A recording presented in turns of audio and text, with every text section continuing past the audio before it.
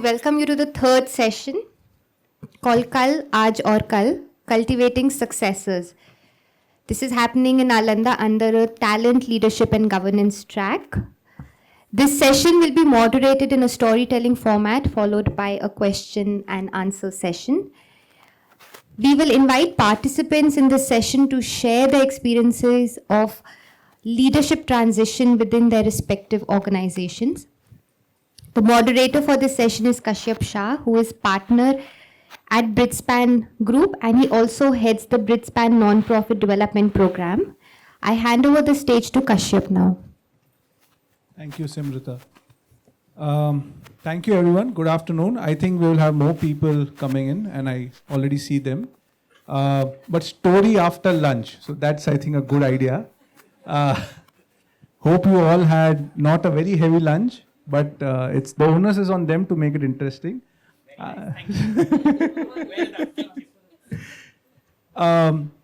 Yeah, so the idea for this session, actually, a bit of a story to begin with from my side. The idea for this session came in that somewhere we are all part of organizations that are working on missions which outlive us, or in most cases it will.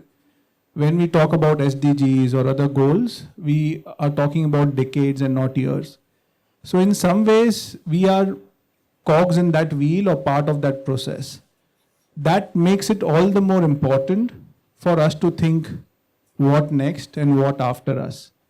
And in that context, I think the theme Kal, Aaj aur Kal, Cultivating Successors, makes a lot more sense in the not-for-profit space, even compared to the for-profit space.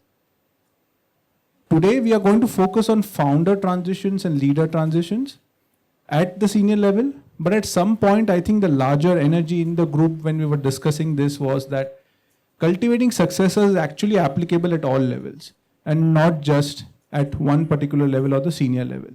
So some of the findings today might be useful across organizations and not just at one level.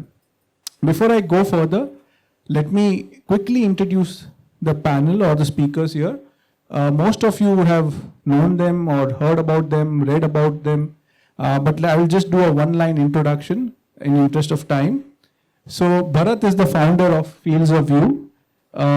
Trina took over from Bharath and is the Chief Visioning Officer of Fields of View. So we will have them talk in pairs. So if you see a sort of jugalbandi here, don't be surprised. That's where it's coming from. Jayant is the global CEO of Magic Bus. Puja is the CEO of CRY. And Pradyut is the Executive Director at Sista.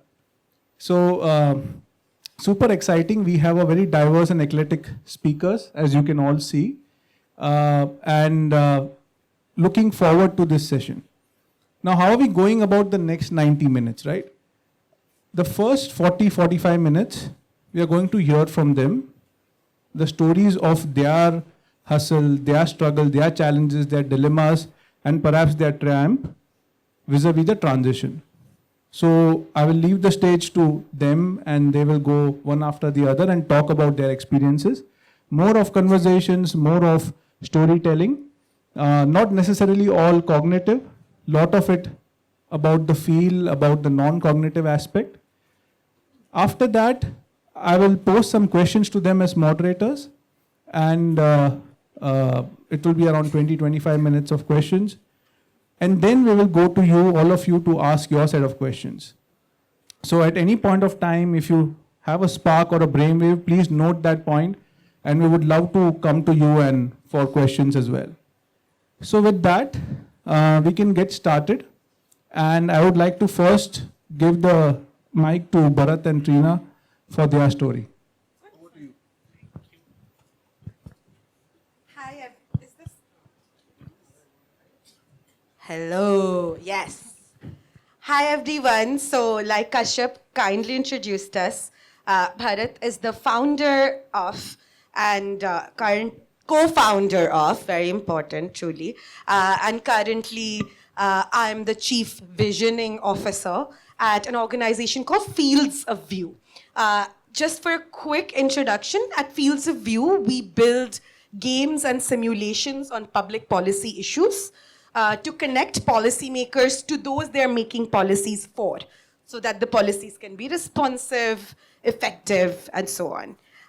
So Bharat co-founded Fields of View 10 years ago, 11 years ago now, 12 years ago now. And last year, when Fields of View completed their 10th year anniversary, conversations started about Bharat and his co-founder Shruti transitioning out of the organization. So Bharat, I heard a lot of conspiracy theories about why you were transitioning out, which ranged from he's bored after doing this for 10 years to his beard needs full-time maintenance from home.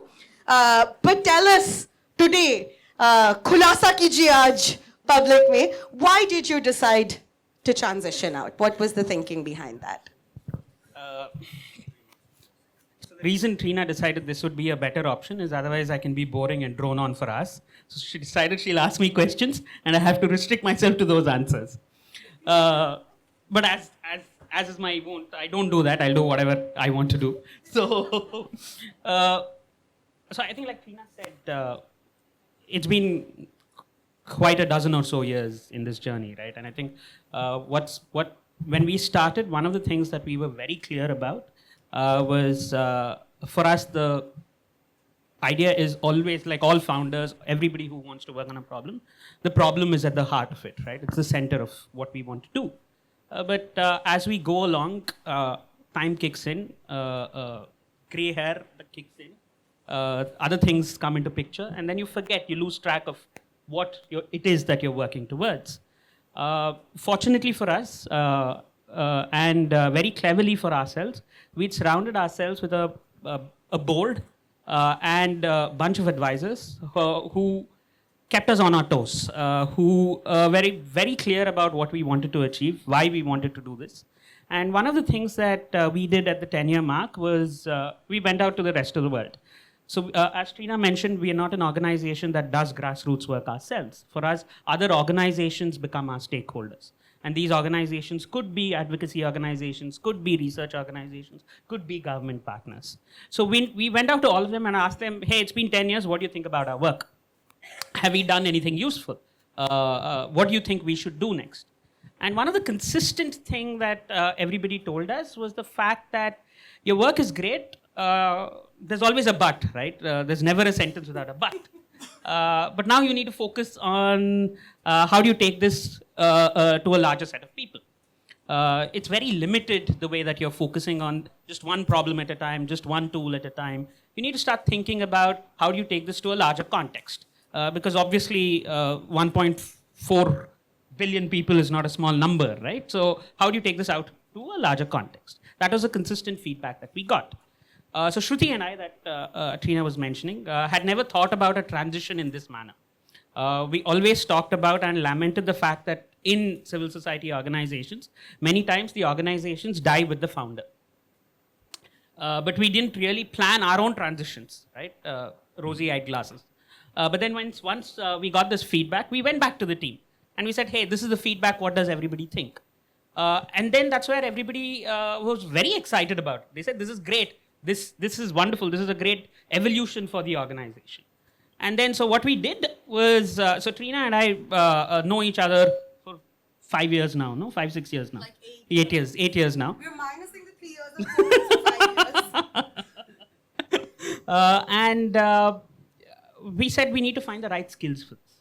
So I think one of the things, at least I think with this panel, I think that one of the things we were discussing is organizations are of different forms and favors in this development space, right? You have advocacy organizations, you have service delivery organizations, you have research organizations, and each one of them has their own journey.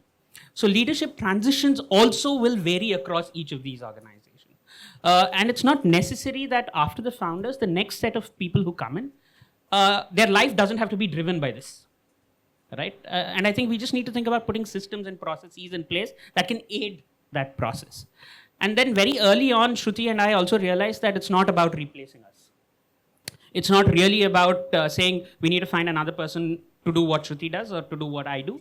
It's about finding the right set of skills for the next phase of the organization, for that evolutionary phase of the organization. And that's how we assembled a nice team of Trina, Karthik, and Yashwin, with each of them having complementary skills to do what is required for the organization. Again, the heart is the organization and not us. That's a very easy thing to say, but it's also a very challenging thing to do on an everyday basis. So when we were first planning this panel, we said, we'll come into this room and we'll make everyone transition. Transition for you, transition for you. But I think what Bharath is trying to say that we are not at all saying transition is everyone needs to do transition or everyone needs to do it now or yesterday. It all goes back to what is the problem we are trying to solve and what's best for solving that problem. Is a different set of people better to solve that problem? Is a different skill set better to solve that problem at this stage? So Bharath and we started our transition journey in March of last year, so 18 months ago. And on 31st March this year, Bharath and Shruti formally transitioned out. We've been booted out. Yes, we said we don't want to see your face in office anymore. So they were out. And it's been about 6 months since then. So about an 18-month transition period at this point, Bharath. So tell me, do you think it's been a successful transition? And I'm here asking the next question too, so answer carefully. I think transitions are a process, right? It's not an event. We need to think about transitions, especially at the leadership level, as transition with the whole organization and the stakeholders associated with it. This could be partners, this could be funders, in some context beneficiaries. It's about the whole process, right? And there is going to be change. And it's okay for things to change, right? The problems that some of the organizations here are 40 years ago, we were talking about Puja, what CRY did 40 years ago, CRY is not doing today, right? The problem has evolved, the problem has changed. So it's perfectly all right for us to adapt to the times, right? That's what I meant earlier, that sometimes it's uncomfortable when we talk about the organization in that manner, is change is something that is discomforting. And it's fine. I think the only challenge is how do you dwell in that discomfort? That's my favorite phrase, right? How do you dwell in that discomfort so that you can understand what the process means and work with the whole organization. So your accounts team needs to be okay with the transition. Your auditor needs to be okay with your transition. Your funder needs to be okay with your transition. Your partner organization needs to be okay with your transition. And then finally, yes, you also have to be okay with your transition, right? So unless all of that falls in place, I think talking about success is really hard in that sense, right? Because often success is measured in terms of what the mission and the vision for the organization was. And when leadership changes, sometimes what the organization wants to achieve will also change, right? And that's not a bad thing.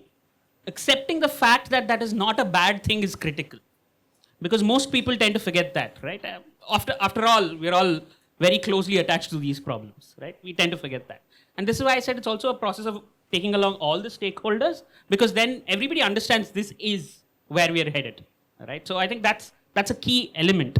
I had a more provocating thing to say, but then everybody said, no, that's not necessary. So I'm not saying that. I wanted to talk about success being bullshit, no? Yeah, go for it. I was going to say it's after lunch. Let's be provocative. If not now, when? So I think you might have heard about impact metrics and other things in other panels also, and other discussions also, right? I mean, it's fairly nonsensical at this point. I think what's important rather is to talk about one of the things Trina and I spoke about in the initial days is,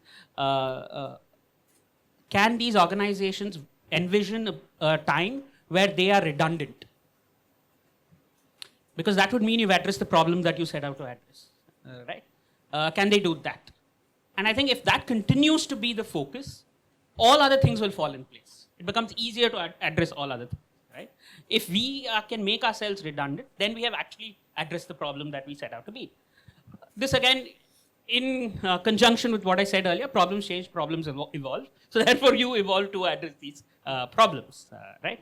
And the other thing is also, in India, culturally, leadership change is seen as a sign of distress, right? It happens only when somebody is passed away or when the leader is booted out for various reasons, right? It's not seen as a necessary part of the evolution of the organization in itself. And I think that building that cultural acceptance is very important, which is why I keep joking that I keep telling everybody that depending on where they're on the political and ideological spectrum, I'm either a house husband right now or I'm gainfully unemployed. Because it's important that we also get people to understand that these journeys and transitions are important for the organization and the problem at hand. Sorry. Not at all. So I think what we're trying to say is that a lot of the times when we think about transition, we immediately try to think of what would this successful transition look like, right? And the moment we say that, we set this scary benchmark, and then there's more pressure, everything becomes more complicated. So what we're trying to say is there is no benchmark of a successful transition, because it's a process. So at what point do you draw a line and say, now let's evaluate if it's been successful or not?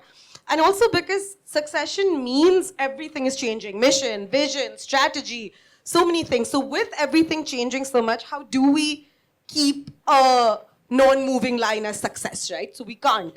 And therefore that line is moving. So let's free ourselves of this pressure of a successful transition. And like Bharath was saying, move our attention back to what's best for solving this problem. And so, Bharath, tell us, what are some of the things that you did, we did together, and let's share that together with everyone, to make this transition smooth? Let me use that word, if not successful. What are some of the actual methods, tools, processes? Yeah, because you were mentioning about success, just one last point about that, right, also, is it's okay to fail. It's perfectly all right for this transition to fail. There's absolutely nothing wrong for that to happen.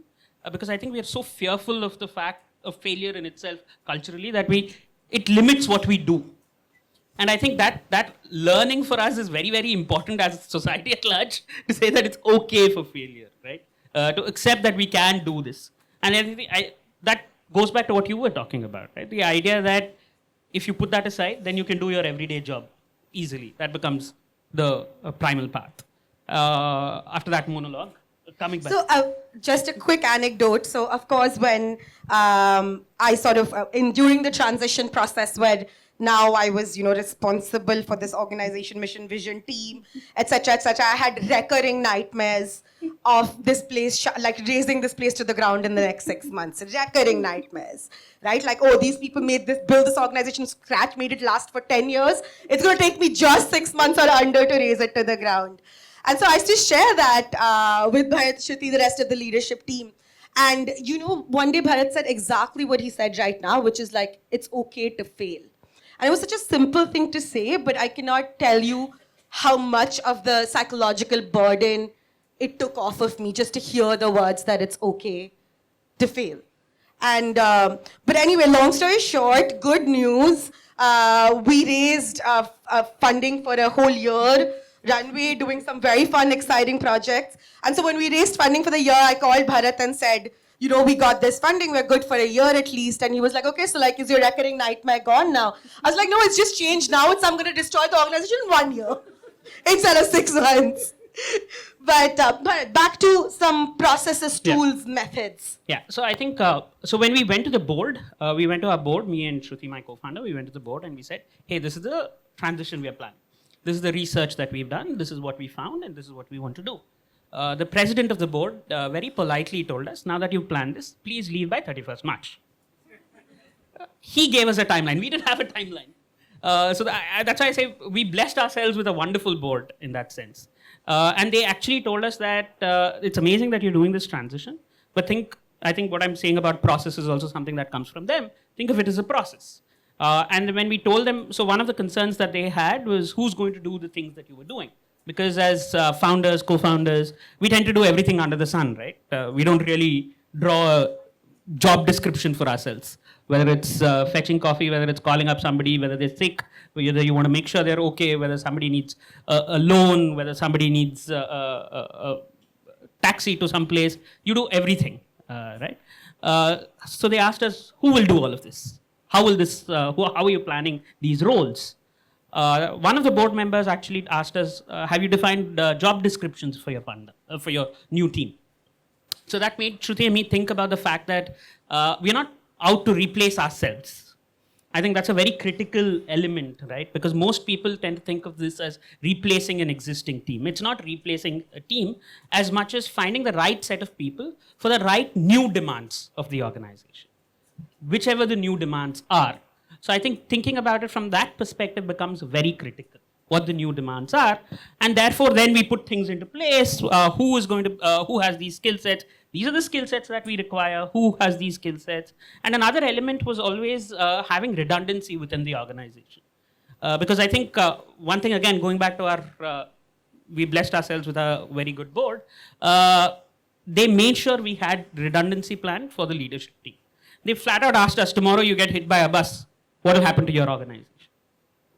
How will it survive, right? So we already had a lot of contingency and redundancy built into our processes.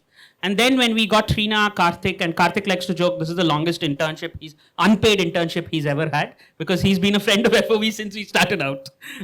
So he keeps joking, this is the longest unpaid internship in his life ever. So we had Karthik, and then Yashwin has been with the team for about 5 years again. He's been working with us. So we had these three people, and then the different pieces started fitting together with these three people. So we had a year-long process, or 18 months, as Trina said earlier, where we introduced them to the rest of the world, all the stakeholders. It's not surprising, because many people are surprised about this. Every single organization and stakeholder that we spoke to about the transition process and the fact that we have a new leadership team was super happy about it.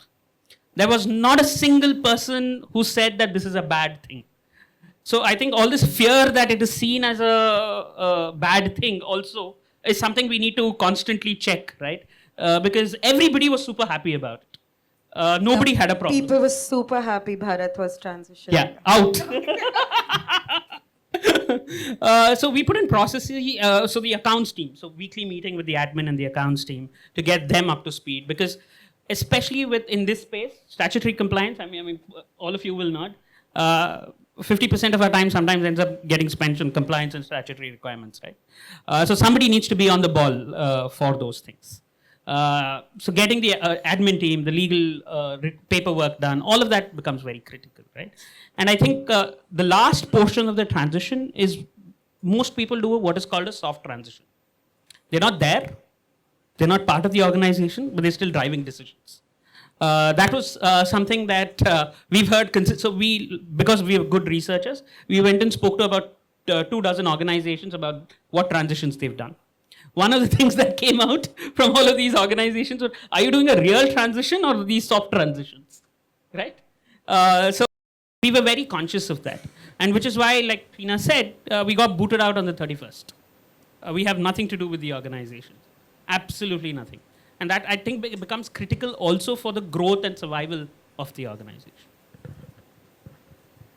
And finally, Bharat, to talk about the intangible, the psychological challenges and impact of all of this, because let's not pretend that emotionally it's easy, right? We can put down all these processes and systems and boot you out on 31st or whatever, but, you know, like I'm having my recurring nightmares. I'm sure maybe you have some of yours. So were there fears you were dealing with? What were they? How did you deal with them? So, unfortunately for us, all three of them will agree. One of the challenges of being or leading an organization is it's also very validating, right? People see you as a leader. And the other rather unfortunate thing is also when that happens is that you are identified with the organization. Your identity becomes the organization, and vice versa. You don't tend to have your own identity. And I think that's, again, quite a challenge. It's not easy. It takes time. It takes conscious effort to create that distance between the two. And that's a very important element to make sure that something like this works. Because primarily what tends to happen is you also get a lot of feedback from the external world. However well sorted out, what's the term in music? Therapy you've done? Yeah. What's the term in music when you talk about it? Lull? No. Huh? Yes. Yeah. So, however sorted out you are, the external world continues to treat you in that manner, right? So, despite all the gyan that I was giving, just a month ago, one of our funders actually called me up for something. So it's also a process, a long-term process, right? And it's not malintent. They've just built a relationship with me and they're comfortable with me. So it's a process of then me also saying then, hey, please speak to them. I will not be your intermediary, right? I think it's also setting those boundaries, slowly learning what those boundaries are for yourself. It's not devoid of those boundaries for yourself as well. And I think the last point is largely around the fact that disassociation in terms of the organization and yourself is also a process for yourself.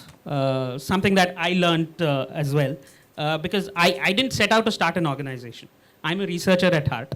I happened to start an organization because there was nothing else, where there was nowhere else I could do this work, right? And there was no other organization that was doing this kind of work.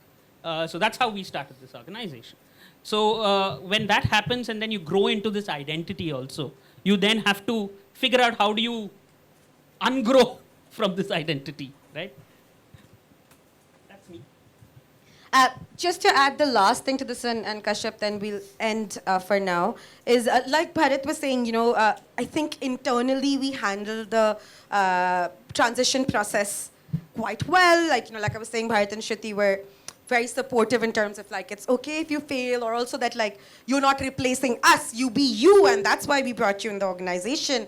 But like he was saying, there is that external world and what they say to you. So I certainly felt that pressure of people were constantly saying, oh, big shoes to fill, big shoes to fill. I heard that term so much, and it really does that single-handedly caused my recurring nightmares. So, I think the last thing I want to end with is that leadership transition takes a lot of personal work, I think, as well, outside of the organizational processes, systems, etc. It requires for us, first, sometimes the personal work is, like you said, dissociating our identity, building a new identity. Sometimes the work is, getting over our own insecurities and fears of being able to do this. Not a question that plagued me constantly was, why me? How come they asked me to lead the organization? I haven't even, imposter syndrome, don't deserve this, blah, blah, blah. So just to end with saying that there is a lot of personal growth work involved in smooth transitions as well. And with that as well, going back to what Bharat said, let's dwell in the discomfort of that. Let's say, yes, I have fears. Yes, I have insecurities, and this is how I'm going to work on them. And I think the expectation never is that we smoothly flow into these roles and there's a successful transition. So, Kashyap, I think we'll stop there. Sorry, before you go on, I think what Trina said, I think it's also important when we talk about leadership transitions. This is something, and Kashyap was very nice with us. He had us have multiple calls to prepare us for this drama. But one of the things when we talk about, in the calls that we were discussing, is the whys of the leadership transition for each organization will be different. And it is bound to be because of the nature of the organization, because of the work that they do. The founder died. Simple thing, right? It could be any one of those. But what is important to focus is on the hows. How do you do this transition? Because then you're focusing on the organization and the problem at heart and not on Bharat and Trina, right? So I think just letting it. Thanks, Bharat and Trina. I think when you guys were narrating your story or conversation, it just felt that we are in the room with you. So very, very intriguing, and I have already listed down some of the questions. But before that, let's go to Jayant now. And I know there's a equally or more interesting story there as well. So Jayant, over to you. So I don't know, equally interesting or more interesting. I don't think I can make it as interesting as these two. They were really, really good. This is just putting pressure on you, Jayant. So, see, our story was very different. I think it's also at different stages, what stage an organization is. If I could ask you, Bharat, when you transited, what was your age? 36. 36. Okay. And how big was the organization in terms of people or revenue? We were about 15 people. And 2 to 4, yeah. So I guess it's also the stage of the organization that it is when you transit, right? So when I came to Magic Bus, I joined Magic Bus in end of 2016. And Magic Bus was already around 1,000 odd people strong. It was a 50 crore organization at that point in time. Okay. And I used to work for Motorola earlier. I used to manage Asia. And so I've been on the corporate side for a long time. And then I did 2 technology startups. And I landed up over here because I wanted to. I bring the technology understanding, scaling businesses. I thought it would help the sector. It would help me learn and kind of, just whatever I kind of understand and bring, I could provide, probably scale and meet these really, really huge dawning needs. So our transition was probably, a little, I would say, if I could use the word crudely, more professional as to, so I think it took, and one of the guys who was part of this transition, or he was the HR director at that point in time, is sitting in this room, Sajan. So Sajan, keep me honest, okay? So he was my HR director that time. So I think the thinking was, Matthew Spacey, who's the founder, Magic Bus, is a really, he's a visionary. He has foresight. He told me one thing. So I think the search was going on for 2 years, probably. They were looking for a formal, professional CEO. They wanted to scale. They had that ambition. And Matthew Spacey was very clear so we had a little bit of a courtship, and that's also a very interesting story, and I must share that with you. So I was not very sure whether I wanted to work for the sector or not work for the sector. So I think Sajan is a good salesperson.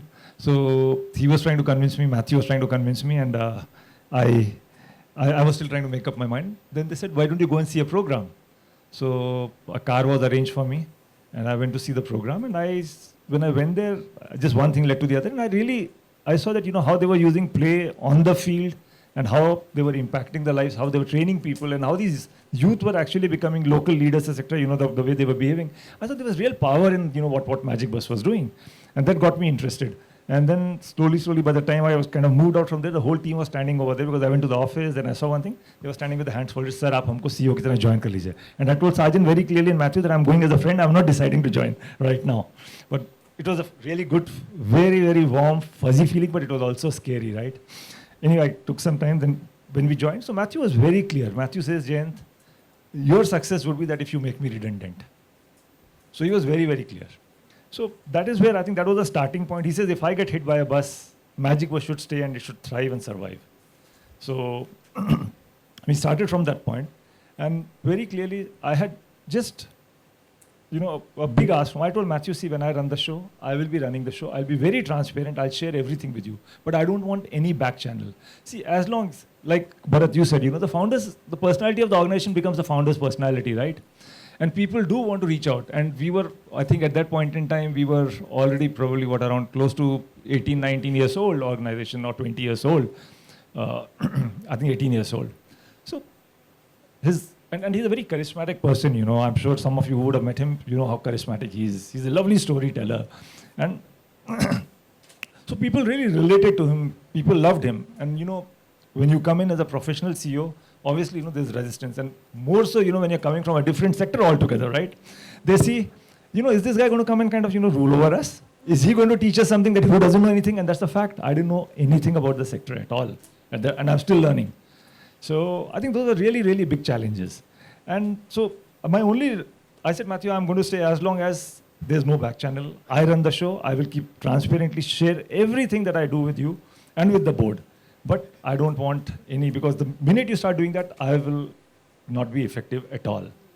So I think that maturity has stayed. It's not that we've not had our ups and downs, but we had it and we very professionally discussed it and cleared it. The fact that it's 7 years now, we are still working together, we love each other. So I think it's been a successful transition, I would say.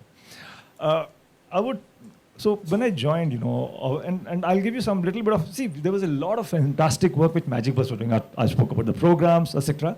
But like any sectoral organization which is kind of expanding, we had our challenges. And the challenges were around, the program. So we used to have this huge, data which was coming from the field. It used to take almost 4 or 5 months for it to travel to head office. Now, you could not take any decisions based on that data. If the sessions were not happening and you get to know after 4 months, you can't do anything about it. The data is inaccurate, you can't do anything about it. So I realized that, what is making us inefficient? Then our overhead costs were very, very high, around 43 or 50% overhead costs. Can you believe it? You can't run, I'm saying an NGO cannot be run that way, right? It has to be efficient. Then I realized that, when when I asked for financial data, there was no financial data, which was like, there were 5 sets of data, none of it was really, really accurate, right? And you didn't know how to make decisions. The other data point was then I started traveling to the field. When I went to the field, I saw out of 4 out of 5 programs, I realized that, the numbers we were speaking about, the attendance that we speak about, the sessions were just not happening. I made surprise visits. In fact, one of the programs was our RCT project, and I'm sharing this very openly with you. RCT is the gold standard, right? There's no program that had ever happened over there, and I was getting all the attendance. So that really shook me up, and I was very scared. To add to that, Matthew took me to 5 funders. First week when I joined. So when I went there, I saw 4 out of 5 funders were really not happy with the programming that we were doing. And the one was I think, okay, which was the largest funder, which was also quite comforting. And so anyway, I think, that was the starting point, and it was difficult what to do. So first thing, you try to kind of consolidate what the wins are, and you start strengthening the areas which are not really running, which you need to kind of improve. So started working on some of those areas. I realized that, our finance was a mess. We realized that, there was a lot of stuff which needed to be done in a lot of different functions. So after 2 to 3 months of spending and understanding what was happening, I made a list. I had some 15 or 17 directors who were there who were reporting into me. All of them wanted to report into me only, right? The CEO, not because they loved me, because it was the CEO, right? So, well, then I realized that, the way we wanted to move, what we wanted to do, probably, I think at least 5, 6 of them would drop off on the way. And what happens is, typically if your board or your founder, they're all very, it's their baby, They don't want to give it. They're also testing. Matthew, in fact, told me when I joined very clearly, he said that, first 6 months, we will shadow each other 100%. Every mail I will copy you, every mail you copy me, every meeting we will attend. So after, I think 15 days of doing that, I said, Matthew, I can't work like this. I can't have somebody sitting on my head. So please, I'll run it. So I think by that time, he also realized, the heart is in the right place, banda kar sakta hai shayad. So he'd also kind of, he said, okay, fine. So that's where we started off. And I made that list of, 5, 6 people which I shared with the board and founder. I said, see, I don't think these people will be able to align. They have done a good job. They're all very good people. But I think the organization needs different people, at this point in time. And which was good, because when these people started dropping off, rather than having palpitations, because which, the board and the people, these guys come, people are dropping off, is he going to be able to carry the team or not, etc. Our employee net promoter scores were minus 35 at that point in time. You know what employee net promoter score is? So it's basically how many of your current employees will actually recommend your organization as a place to work for their friends and relatives, right? So which meant that none of our employees really wanted to kind of recommend Magic Bus as a place to work. So that is where you started off. And my first 10 days, I was seriously thinking, do I want to stay here or do I want to move? I'll be honest. It was very scary. Something led on, I think Matthew's charisma, the teams, I think, there were some really good people. The work that we were doing, I said, okay, stick on. And it's been 7 years now. So I won't make it very long, but see, I believe in 4 things, in any organization, for profit, not for profit. There are 4 P's, and these are not those standard P's. I call it people, I call it process, I call it program, and I call it partners. So from a people perspective, see, the work that we do, and I've been on the other side, is far, far more important, far more meaningful than, what happens on the for-profit side. So you need very passionate people. You need people who are driven, people who align with, what you're doing, to be really delivering and bringing that impact, Second is the process, If you want to scale and you want to be a large organization, see, we are 3,000 plus 3,000, 6,000 people today, right? We'll be a little south of 200 crores this year in terms of a turnover, right? So when you're carrying such large teams, we are hiring almost 250 people for the last 3-4 months. Our average hiring is 250 people, right? That's the way we are scaling up now. So when you are doing that kind of, you need strong processes, See, a lot of founders are very passionate, but Matthew could make the distinction, okay, now to scale beyond this, I need somebody who's a professional, right? I need somebody who understands processes, who can bring in technology, who can bring in that very, very deep impact. So he understood that, and he knew that he was not the guy for this, right? So he said, let me get somebody who could do that. And that's where, we started getting, processes. In fact, our financials were, we used to think when we had to pay the salaries for the month, right? Next month's salaries. So it was difficult to even do that in those days. So that's where we kind of, so I think the good way to look at it is that we could have only gone north after that, right? After what it was. But I think it was a great learning, a very humbling experience for me also. So we got frugal technology. We started building the processes with what we could afford at that point in time. So today we are probably known as one of the more automated Indian NGOs. So we have technology across everywhere. Data has to be honest at the ground level. You know, when you pick up something, it has to be really, it has to be accurate. So we build those systems very, very frugally. The third P was about the program, which I was talking about. The first was people, process. The third is programs, which is our participants or beneficiaries, and then the impact that we own. So we started with the processes we brought in, we started deepening that impact. We started kind of seeing that the sessions were delivered first. We started training trainers, we got in processes or LMS, etc. And the fourth is your partners, yeah, which is, you know, your funders, your different stakeholders, government, etc. And I've already told you our story in terms of funding, how it's improved. Our overheads have kind of come down to less than 9% now. And we do a funder survey, also a net promoter score for the funders. And our results have been around 90% plus last year when we did that with our funders.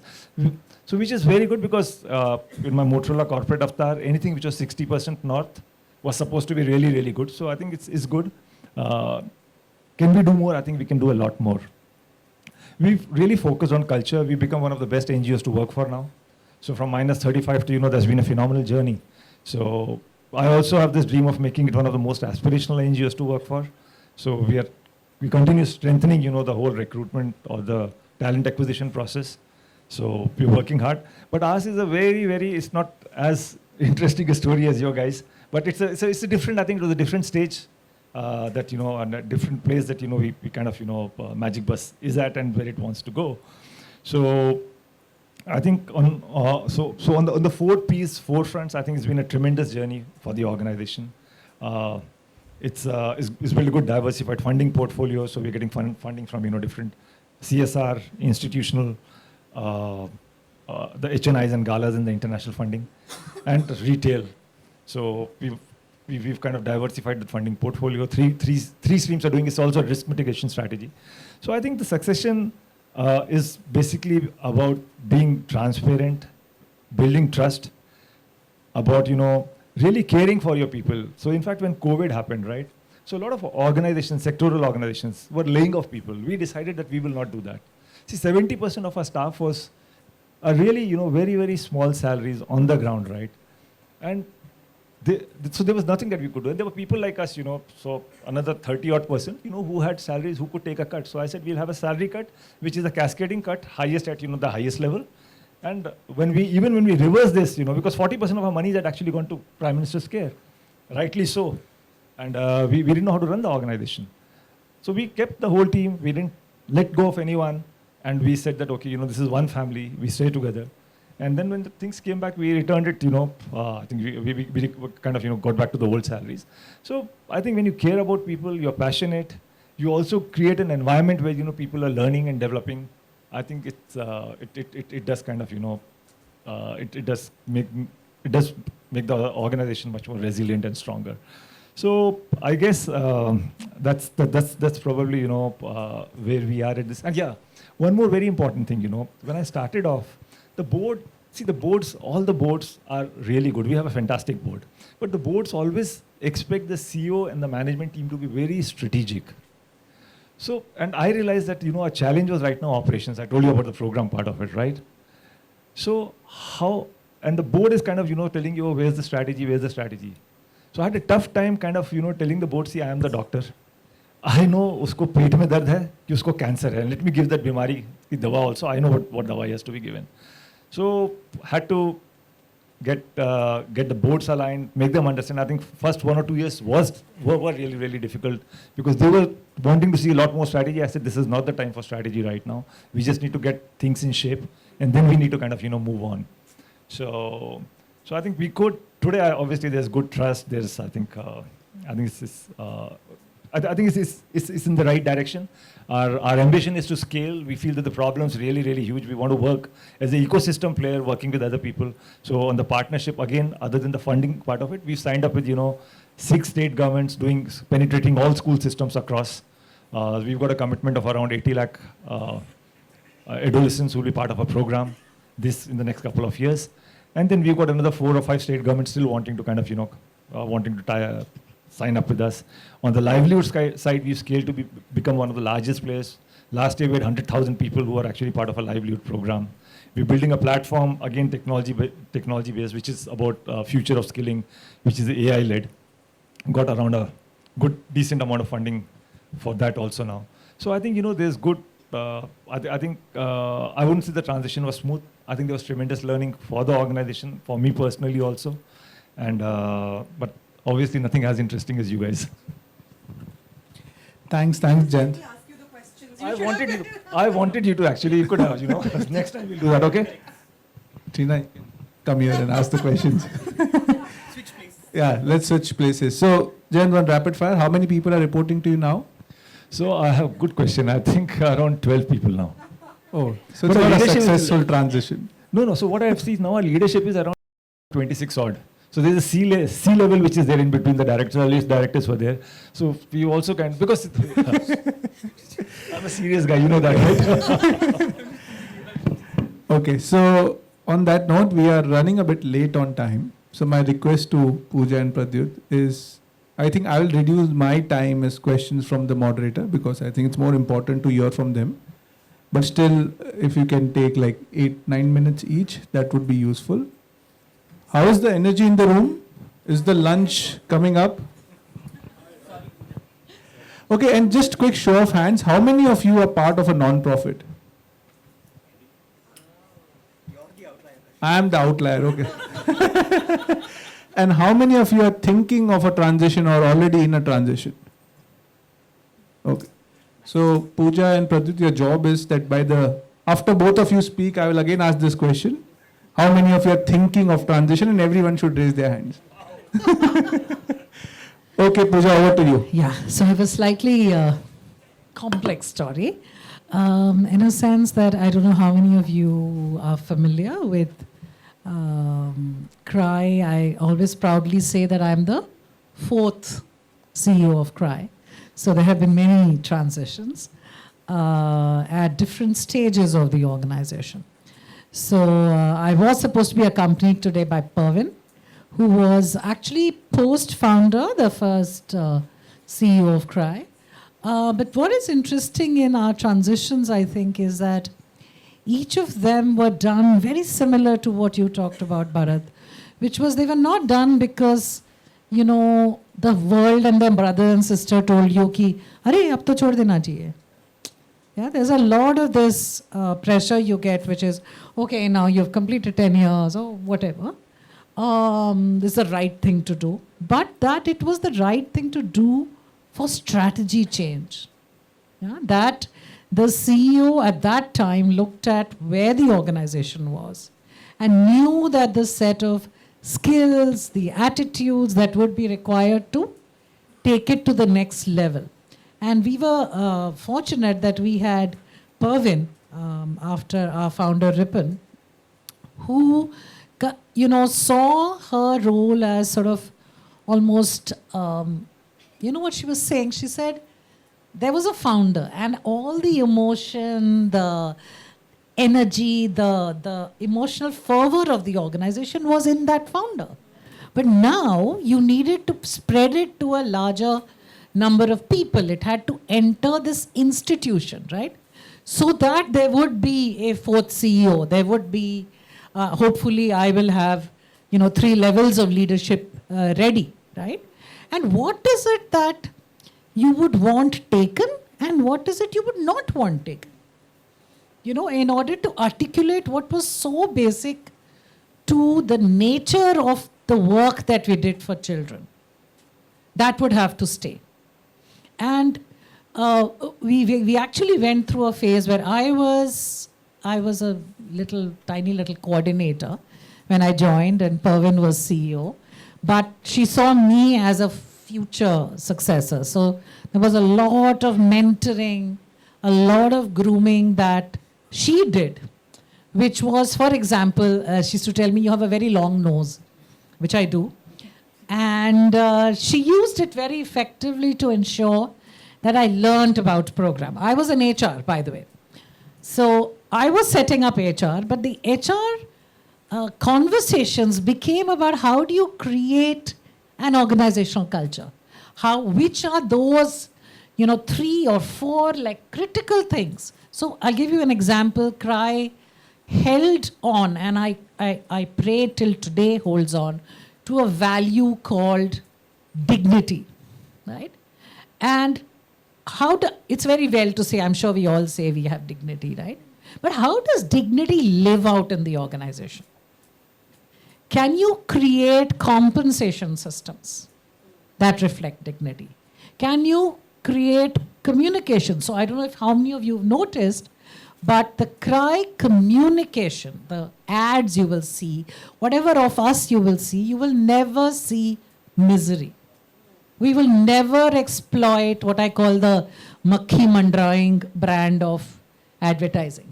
Even though we know that emotional advertising pulls support, but you will not do it because it does not reflect your basic fundamental ethos. And we had huge debates. So it's not been easy. We had huge debates where people said, but transparency is equally important. So, I should be able to yell at that person.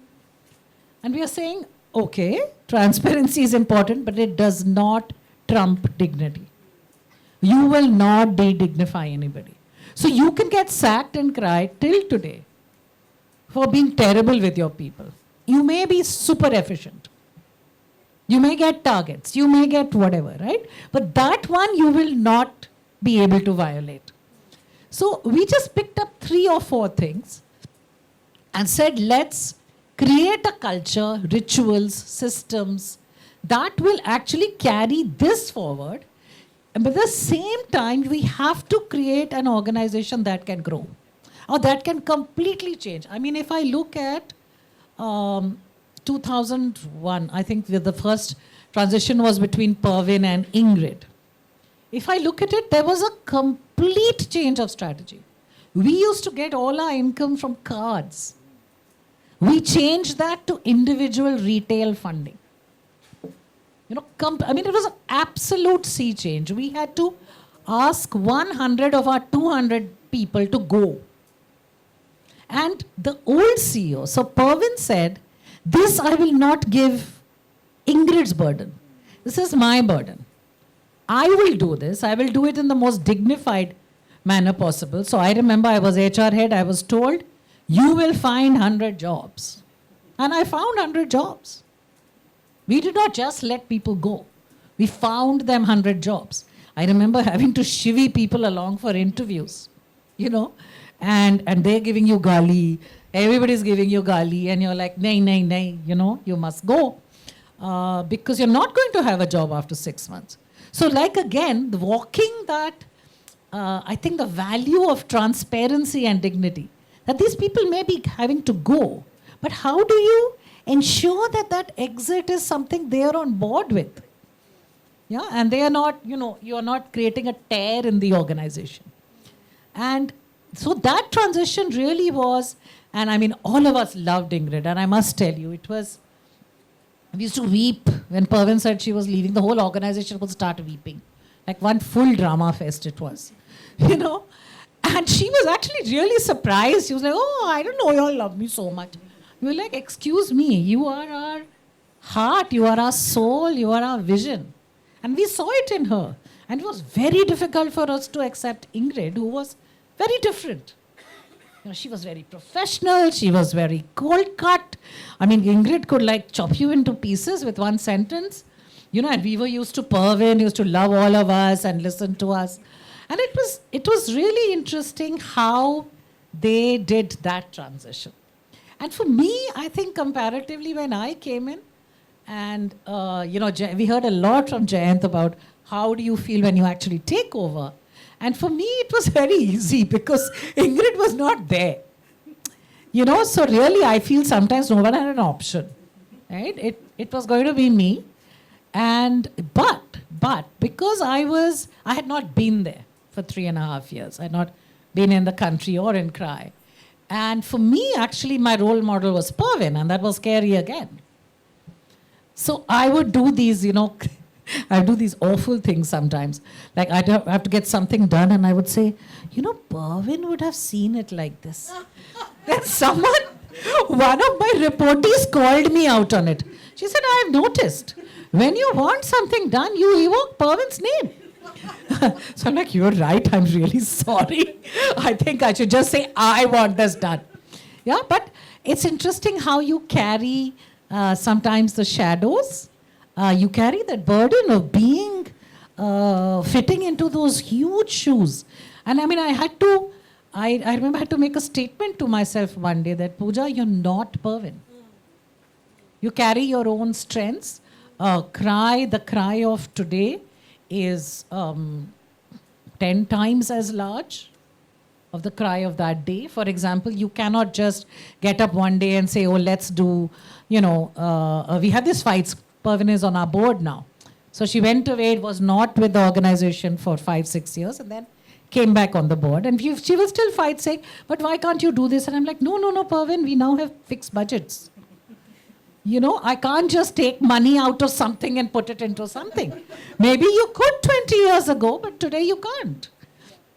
So it's also about how do you create your own stamp and yet respect and dignify and honor what your predecessors have built on which you are sitting. Right? I every day thank my stars for those values, those frameworks, those processes that were built during Pervin's time, that today I can build upon, right? And I've changed things dramatically, I can tell you. In program, we've changed a lot of what we do. But somehow I think if you keep to your core of, I'm going to change it within justice, equity, dignity, integrity, and a focus on the child. Like a lot of people ask us, I know new fundraising heads who come and yell at me saying, you all are not giving any importance to funders, and I'm so puzzled. I'm like, we're here for the child. Right? We are not here to grow or to have fancy, names. We are here to see to it that change happens, that change is sustainable, that change is the best thing that needs to be done for the child, whether it is popular or not, whether it is what is funding is coming for is not, should be immaterial to us, right? And we'll do less, but we should not do the wrong thing. So, and I think today I've come to a stage where, you said kal aaj or kal. It struck me, I'm at the time where I'm now trying to think about, I have to go, I have to transition, otherwise poor Cry will end up becoming, very Puja-like.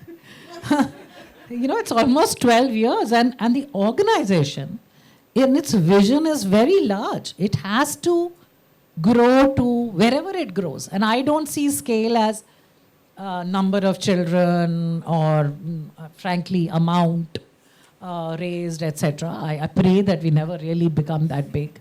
But I see changes, I see scale as, can we change policy of this country for children? Can we help in changing what each member of the country sees as their responsibility to children?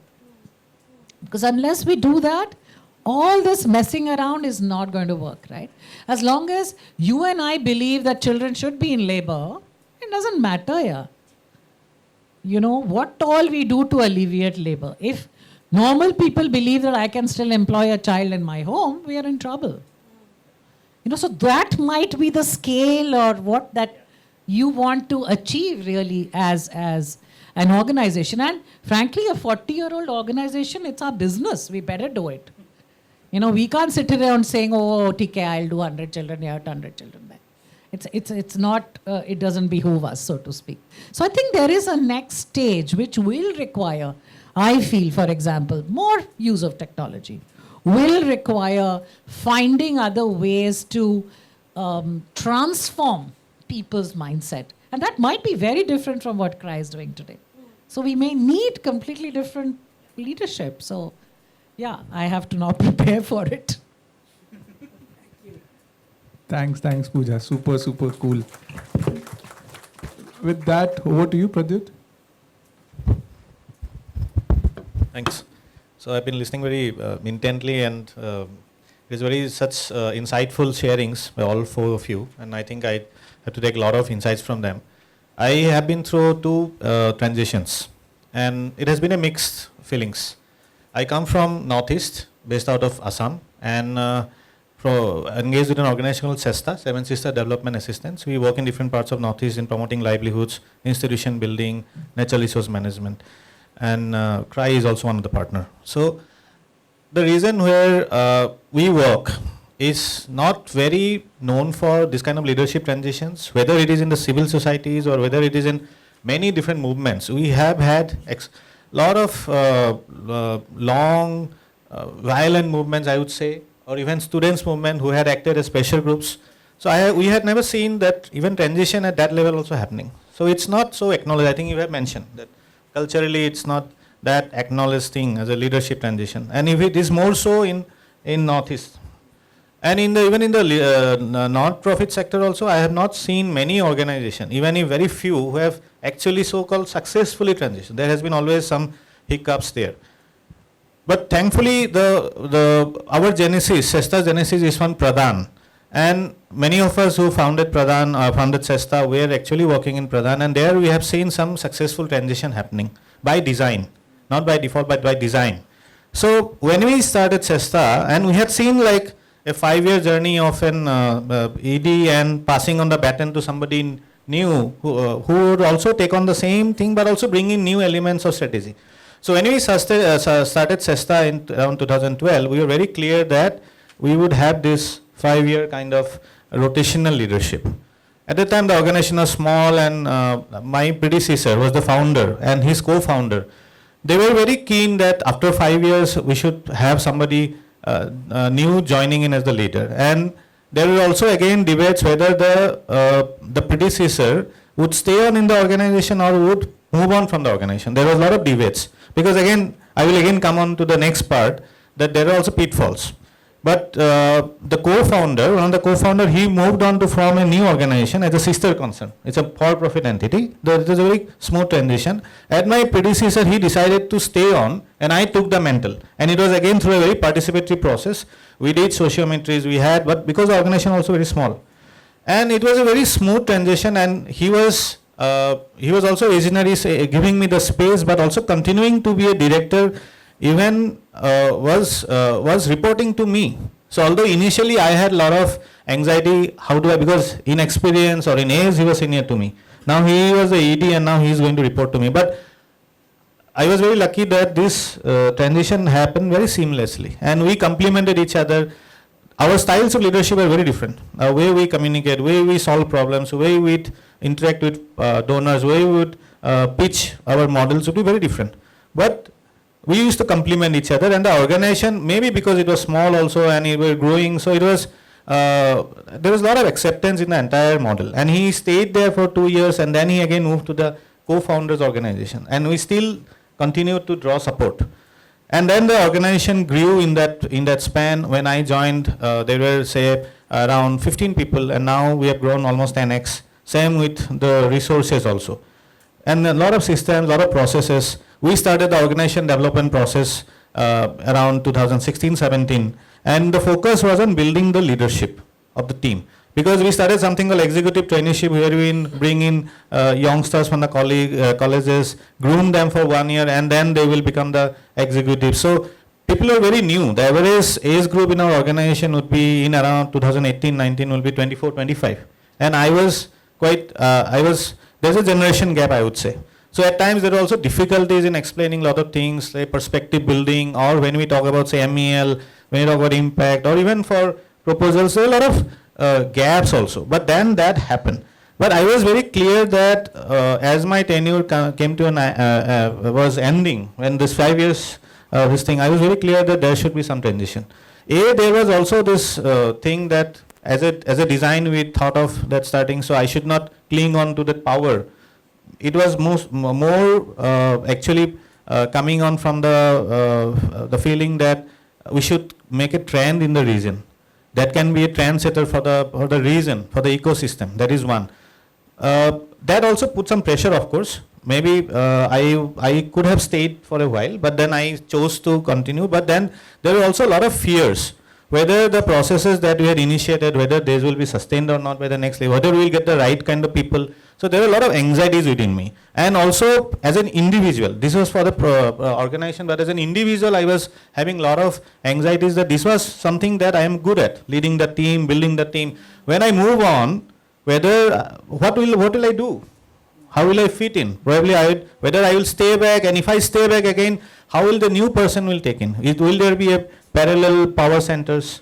What will be the acceptance of the people? There will be comparisons between the predecessor and the successor. So those were a lot of difficult times. But even the board and my people, they actually wanted me to continue. But I said that no, I think we should continue that process, because it has a lot of value. I have been part of the organization by that time around 7 years, and I was leading the organization for almost 5 years. So I thought that maybe a change in leadership would also bring in new ideas, new thoughts, so that would really help. So again the dilemma came, should it be from within the organization or should it from outside? But again the issue we had, as I mentioned, that the team was quite young. So and again we had a lot of participatory processes. There were people, around 3 of them, who had actually crossed the years of experiences that was required for sitting in that sociometry, sitting in that pool. But then all 3 of them had declined, saying that we are not ready at the time. And there was a lot of discussions with them. We said that let us invest more. The board was ready, I was ready, but they said that no, we need more time. Then it was decided to open it up from outside.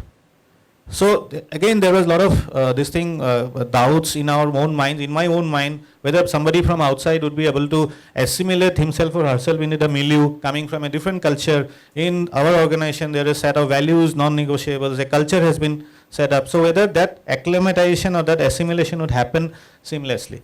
So those are like a lot of questions that come. Again, then we got somebody from outside, from another very reputed organization. He had lots of experience. But I think the expectation from the team or from himself, my successor, was maybe it took some time to get aligned.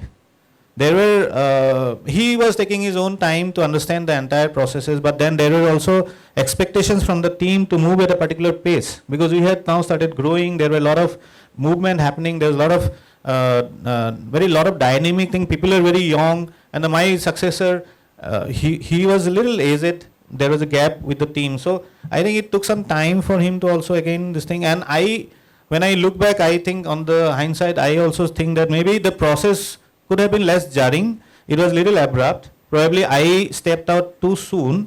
I could have stayed back to give him more support, maybe give him more this thing. And I thought that again, in my back of mind, I was thinking that if I stayed back, again maybe he would not get that space. He would feel suffocated. Maybe the team would actually look up to me. So it might be more of a proxy kind of leadership. So I was very clear that I don't want to do. It should. But then after 6-7 months of this transition, it was still a little bit fluid. Things were not moving, setting that thing. And team members were coming up to me. The board was saying that there are some gaps, there are some issues of concern. So this thing. But then after around 1.5 years, my successor, he had to leave the organization because of his some personal exigency. Now again the board came back to me saying that why don't you again come? And I again had negotiated, because by that time I had moved on, I had some other plans and this thing. Although there were also the teething issues in the organization persisted, and the organization there is so much of ownership, there's so much of that we feeling that it felt actually a little sad also that certain things are not happening the way they should be doing in terms of processes, in terms of systems. And what Jayant was mentioning about 4 Ps, I would add one more, which is also fundamental, I think, the purpose. So at some point of time, I think the people, I was invited in one of the retreat. By that time, we had grown up almost up to 150 people, 150 professionals are there. And they were all spread out in different blocks of this northeastern states, very remote place. So one thing which had come up is that probably somewhere we are also deviating from the purpose. Maybe we are being more project driven, maybe we are becoming more Pranda driven. So the purpose of the organization or the centrality of the individual, that is our end user, the women SHG members that we are engaging with, probably they are drifting a little bit apart. It's getting diluted. And maybe it's not because of the leadership transition per se, but because of the hours to scale, the expansion, and probably the leadership were also like little fledgling, because my successor was taking his time. The other members, the other colleagues who were also senior people, they were also trying to find their own food, because so far I was there to maybe shield from a lot of things probably, but then now they are facing a lot of donors, and also there were a little bit chaotic situation happening at the time. And so when my successor posed to the board that he would like to move out because of this exigency, then again the board came back to me and requested me to join back. So I had again the similar things, that what am I, is that something I am doing wrong by coming back again? Is this like the processes that we had tried to set in, are they not so strong that again I have to come in? So a lot of this kind of dilemmas, anxieties were there, but finally some of the people like our board members or even some funders, my team members, they said, hey, no, it's, you come back and then you, maybe this time you should be very clear that what wrongs you did in the previous transition. Probably now I realize that the focus has to be on building not the second, third leadership. And the myths about leadership that the CEO has to do a lot of things, CEO knows everything, that has to be busted. I think let's have a shared role, shared vision. The CEO need not do all the things. And this, now we have formed this another group called management group, including me, where there are young people also, and now we are sharing the responsibilities. We are even down the line also we are creating such forums. We are sharing that what anxieties the CEO might have, what anxieties the other senior members might have. Let's share the problem, let's share the issues. So I think now I'm more hopeful that probably when next time my next transition comes, I'm much more confident now that from within the organization probably there will be people who would be able to take up the mantle, and I think that process would be much more smooth and much more effective. I think that's my experience. Thanks, Pradyut. This was really useful. I think we might shoot by 5-7 minutes. I hope that's okay. I'm assuming there's a tea break after this. So what I will do is, I hope none of you see my notes, because when they was talking, I was kind of listing some of the interesting questions. Then I said I don't have time, so let me mark a star on what I want to ask. Then I said I still don't have time, so let me mark double star. That means that's the question I'll prioritize. Then I said 3 stars. And then I said now what I need to do. So that there is a tick. And there are 2 ticks. So I have 1 question for each of you. And let's see how much we can cover. Bharath and Trina, the advantage is I'll ask you only 1 question between both of you. But starting with you, Pradyut, you mentioned about the transition, you coming back. Is there a timing element in transition? And in hindsight, do you think it was a premature transition first? Of course, we are all super intelligent in hindsight. But would you say that there is a timing element? And if yes, how do we know the timing element? I think in our case, like this 5-year period for a CEO should be good enough, because beyond that, I feel that as stagnation can come both for the individual as for the organization, people tend to creep into their comfort zone, and I think then other people don't get that space for growing. That's my experience I've seen. Now also I think the process would be very important. In the previous process, what didn't work was that I moved out totally this thing. I just passed on the this thing. It was a little bit more of a transactional kind of thing, wherein I passed on the information, where I introduced to the donors, I introduced to the team, one meeting, one call happened, that's it. But probably I should have slowly eased out of the organization by being there as and when required, of course. But even if probably many organizations who have done that, is that probably I could have taken another role, which might be reporting to the CEO, but still kind of a more of an advisory or more of a leadership position also, which I didn't do. I could have done that. And the other thing also I think was that expectations mapping, like that was not done very effectively, I would say. Like what was my successor's expectations from me in terms of, say, programmatic understanding, in terms of understanding the history of the organization, in terms of understanding the whole genesis and all that. Probably that more, or then also, like, I think expectations from what I had from him, and similarly what the board would have expected from him, some clear deliverables, some clear processes would have actually helped. So for me, I think this period should be good enough, provided you have a pipeline of people.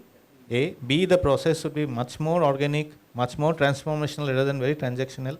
And I think we get the right kind of people also.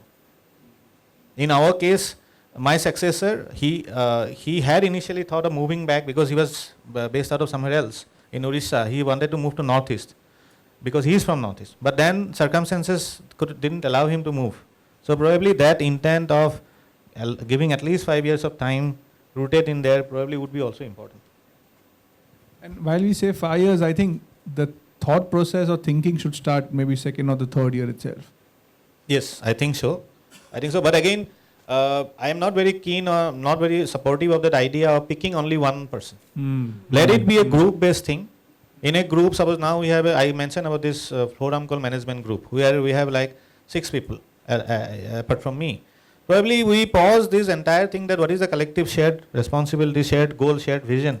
And then we find out like who has this complementary. So even if the CEO is one person who can be an anchor, but ultimately it should be a kind of a stewardship. It should be a collective responsibility. So I would like to keep the CEO not taking entire load of the running the organization, raising funds, HR, but maybe he or she can be more of an integrator, more of an anchor, and let this group do that thing. That would be more successful, I would say.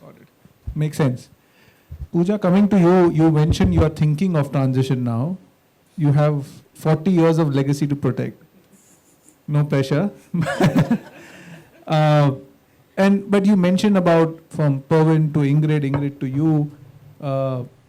What are the core and the non-core? Or in some words, what are the negotiables and non-negotiables when you pass on the baton? So if you can just, and should one have a set of core? Like we talked about culture as well, right? So how do you ensure that culture of dignity first lives on? Okay. So I think that, when you are thinking of transition, many things, what will not change is your vision. But the vision is anyway very blue sky, right? So CRY's vision is to have a happy, healthy, creative child in a society that respects equity and dignity.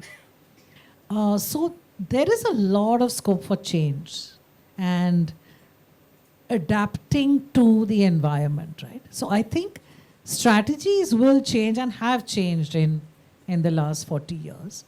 What you feel is fundamental, let's say, for example, if we think that the child must always come first, yeah, and what needs to be done for her needs to be constantly thought about and then adapted into operation, change, etc., then you have to keep an institution building process by which you ensure you're doing the rethinking. Earlier we used to do it every 10 years. Now I feel like it's much faster.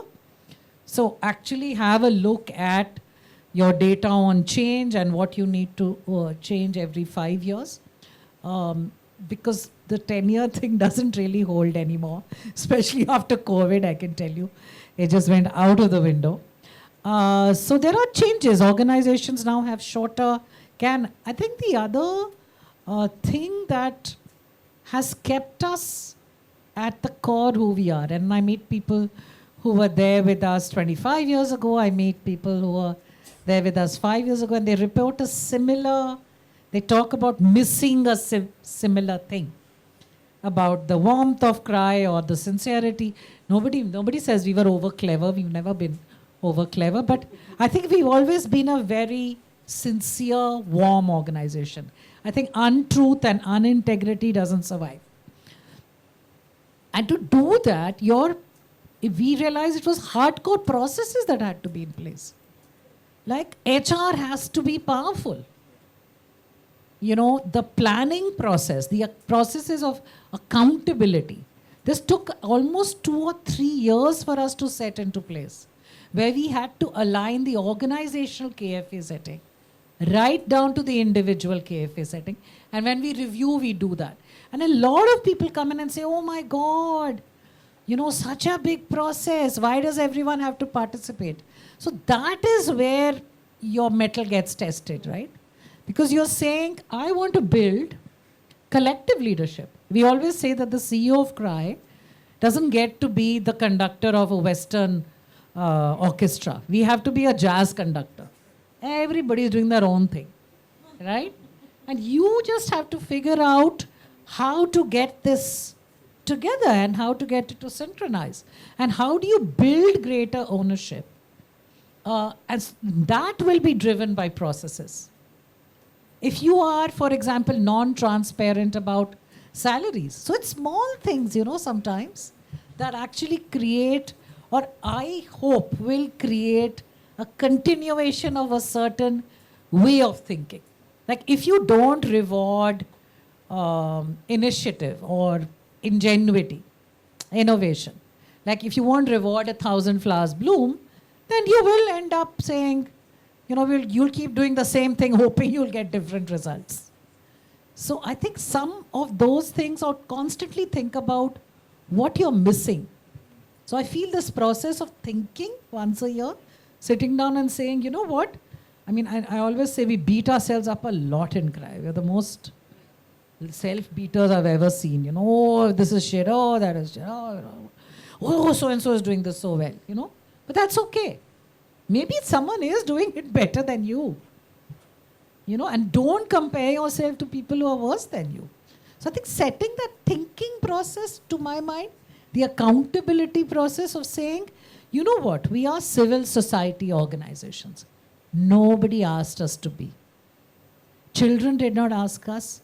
The poor did not. Nobody asked us. We took this on ourselves. So bloody well, we better be more accountable than anybody else. We are Caesar's wife. So if the organization, if the country says do 100 statutory compliances, do 120. Even if they don't tell you to be transparent, be transparent.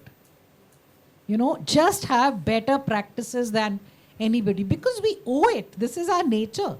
Self-appointed, no? So we have to be. Thanks.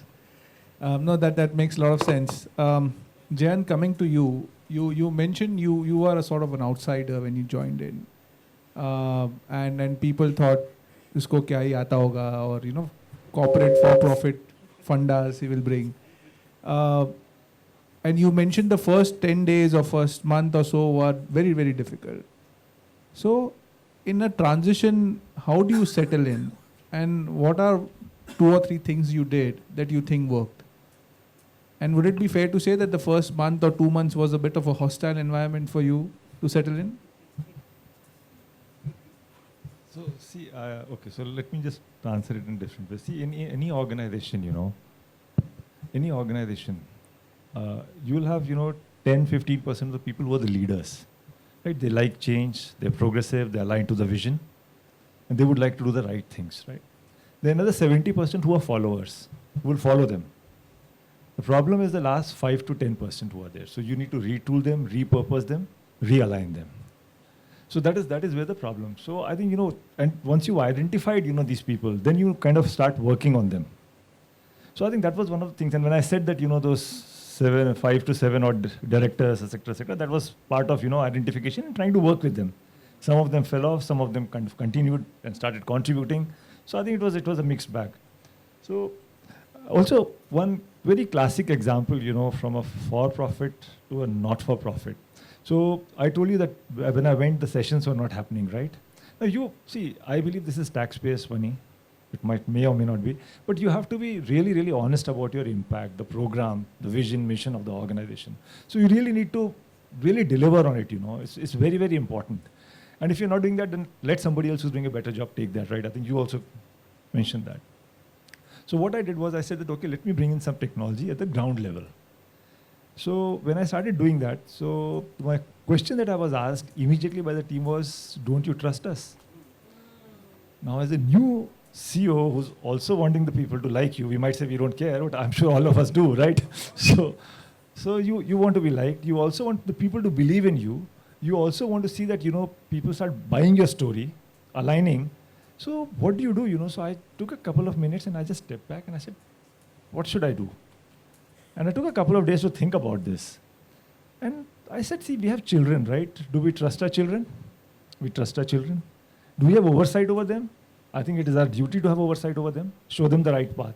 And that is exactly what I'm doing over here, right? That's the reason we are trying to bring in this technology so that we start. Because see, many of the people who work for Magic Bus, the first time in the family, somebody who's got into a formal sector job.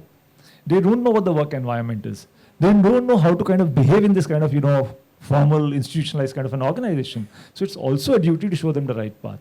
So I think, it's a mixed bag, it's a lot of, my style is very inclusive. So have a good, strong communication cascade, which is, top down and also bottoms up, collecting it, taking the right steps at the right time, telling people that you actually care. You really mean, you want to make a difference and you really care for your team. Because at the end of the day, it's one family, right?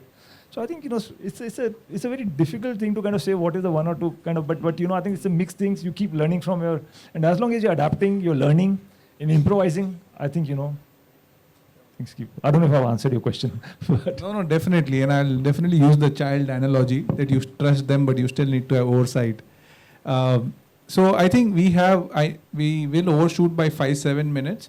We can take a couple of questions from the audience. In the meanwhile, I'll pose one question to Bharath and Trina. So if you can just get the mics or to the audience who want to ask a question.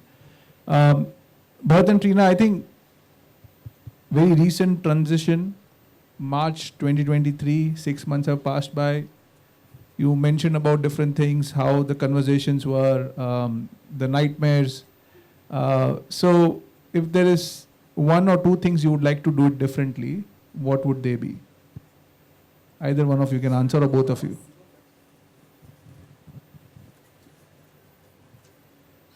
I don't know. Yeah, I feel like we did such a good job. But I think if there's one thing maybe we could have done differently is, so when I and the new leadership team were coming in, there was already an understanding in the organization that this transition was happening towards scale. And that's what we'd heard from the board, that's what we'd heard from the partners. And then when the new leadership team came in, it was then our job to align with that vision and then align the rest of the team, the funders, everyone with the vision. I think if there's one thing that I would have liked to do differently is once the new leadership team came in, for us to do visioning with the team from scratch. And maybe we would have still arrived at scale. We don't know, but maybe it would have been something else. But if I could do one thing, maybe that, and I think the alignment, the acceptance of the new vision, etc., would have been smoother with the rest of the team if we had done that a little differently.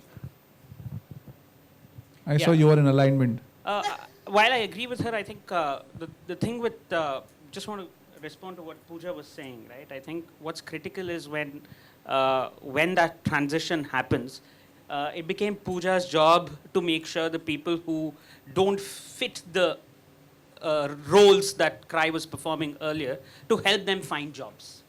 I think that's a very critical element because it goes to show a few things, right? The culture of the organization and the fact that we're dealing with people and not human resources. And that only comes from the fact that you have an understanding that you're working about or on the problem and you're not looking at sustainability of the organization.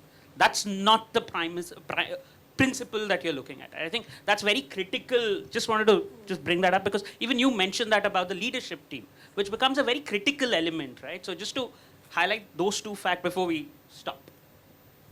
Thanks. Makes a lot of sense. So very quickly, any questions from the group? I see, yeah, you have the mic, thanks. I have the mic, yeah. I'm Joe. I'm a very embarrassed 30-year CEO. I'm a founder and the CEO, and I'm really, thank you all so much. I've learned so much from everything that you have said, particularly Puja and Jayant, who kind of mirror my experience. Long organization, we've been around for 30 years, And gosh, so much to do and so many things to think about as I go forward. This is really just a comment, but I think you've all done remarkable things. How come young people are so smart thinking about it at your ages and doing it so quickly? And you having 4 CEOs, I think Magic Bus is kind of, you're the second one? Second. Okay, so a little bit of fellow feeling there. But really, it's wonderful, and I hope that all the rest of you young people are listening up, because get out while you can. I haven't wanted to get out because I love my job so much, but I know it's time, so thank you. Any other questions or thoughts? Yeah, we have one. So I know we spoke a lot about skills and values and, in transition. Where would you place trust? Because I think that plays a much bigger role in my mind. So just wanted to hear the panel's comment on that. Any special panelist you want to answer it? Anyone? Puja, you want to go? Yeah.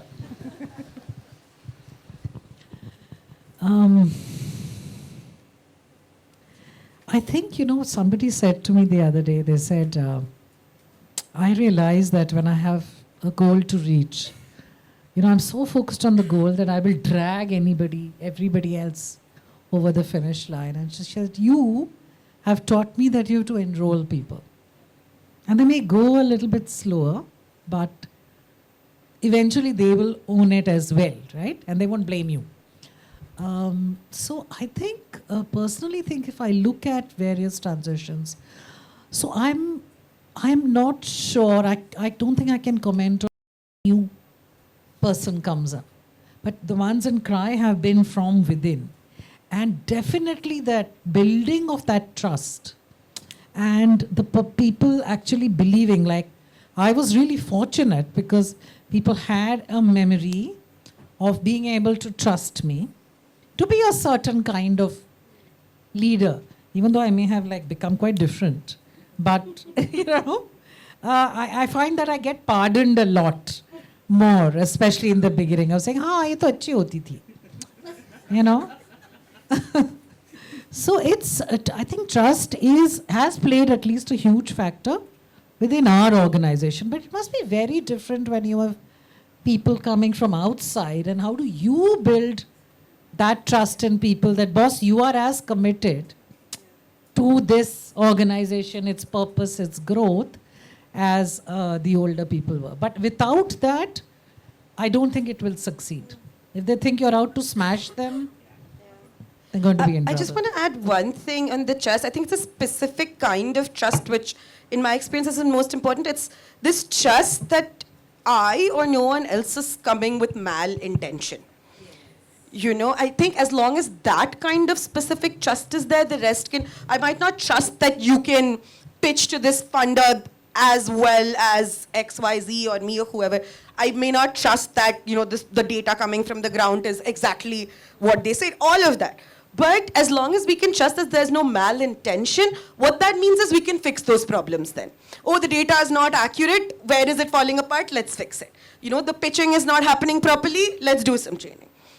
But so I think that specific kind of trust is really important. I think these two bring in a lot of energy. When you're looking for people in a room, they should bring a lot of energy. I think they really bring a lot of energy. But on trust, see, one is I think I'll just talk about my own personal style is that I trust people. But I think it's a two-way street, and a lot of people come and ask me. I told you about that question when they asked, "Don't you trust us?" Right? Yeah. So see, trust is a two-way street, right? So one is you as a leader, you have to trust, but the other person also has to show that they're capable of that trust also. On that loaded statement. Okay, there is one question. Let's. Is it working? Okay. So I just wanted to ask about... We can hear you. We can hear you. About the timing. So, see, I'm a first-time health director, right? And it's been just about 2 years. The first year was spent really getting acceptance from the team because I'm coming from outside, understanding the vision, strategy, and then also me becoming right? And the organization becoming part of my own self. Me trying to think of what the vision would be for myself, for the organization. And now I'm at a stage where I have confidence that I can take certain things forward. Now, if you start thinking of transition from year 3 or 4, right? So, where's that balance? I mean, how you need to give yourself the time to be able to do something and make a difference as a leader, and then also build that team which is able to deliver, because you can't do it on your own. And all of that takes time, plus raise funds to be able to do that, which again is a long-term process. So while I was listening to all of you and all of that makes sense, I was also trying to think about, what about people who are at this stage? When is then the time to really think about? I think that's what we were trying to communicate. We may have wrongly communicated that it's not about time actually. He's the only one in which case that he had a organizational mandate ki 5 saal. But I think the transition has to happen when there is a change in stage of the organization. So sometimes it will be 5, sometimes it will be 10. I mean, I think my tenure got extended by 3 years because of COVID. In a sense that something completely smashed and you now had to, pick up all the pieces and do something completely different again. So I think I would say to you, do not worry about it. What you need to worry about is building your second line leadership. Do what Pradyut talked about. Increase participation of people in decision making. Yeah. Let not you become the one all sunshine shine out from my ass type of CEO. Yeah. That I think is actually far more critical and will bring you to therefore realizing that, okay, now, maybe we need someone who can do this. Yeah. And X can do this better than I can. No? Yeah. So I think when Kashyap asked us for this session, right, one of the things that all of us on the call actually told Kashyap is we are not going to be prescriptive. The idea of this session shouldn't be prescriptive, right? Because like I said in the beginning also, the whys for each organization change. The why for Puja was different, the why for him was different, the why for us was different, the why for him was different. So I think it comes to the point of the organization, when the organization's vision is something that you're questioning, is something that you're re-strategizing, would be the right time. I mean, the timing really doesn't matter. It really doesn't matter. Because like Puja was saying, COVID happened, what do you do? Right? Get up and run. Yeah, you just deal with the circumstances, right? So. No, that's thanks. Yeah, please. So along with this, probably I think the board has to also play a very major role here, wherein the board has to also say that I think now your ideas are slowly very jaded, whether your strategies are not yielding. So I think now it's a time to also move on. So the board also has to also not always become a very pliant board or very nosy board, but at the same time that strategic inputs has to come, because ultimately the board, the chief executive, she or he is actually accountable to the board. So the minute you feel you're not adding any value, I think it's time to step down, right? So I think that's the right stage. Great. I think it's been a great session, at least for me, and I could sense the energy in the room. Following my consulting dharma, I would say 3 takeaways. One is Not prescriptive. so that's an anti-climax. His first takeaway is not going to be prescriptive. So okay, let me not put it and make it prescriptive, but effectively 3 things, right? Why to think of transition? What does a healthy transition look like, and how transitions can happen? Again, there is no right or wrong answer, but the stories that you heard somewhere were trying to help us think through this 3 questions as well. But on that note, thank you for the speakers for being very candid and also being very vulnerable and sharing your thoughts with all of us. Thank you, really appreciate it. Back to you. I want to thank all the panelists for this extremely lively interactive session.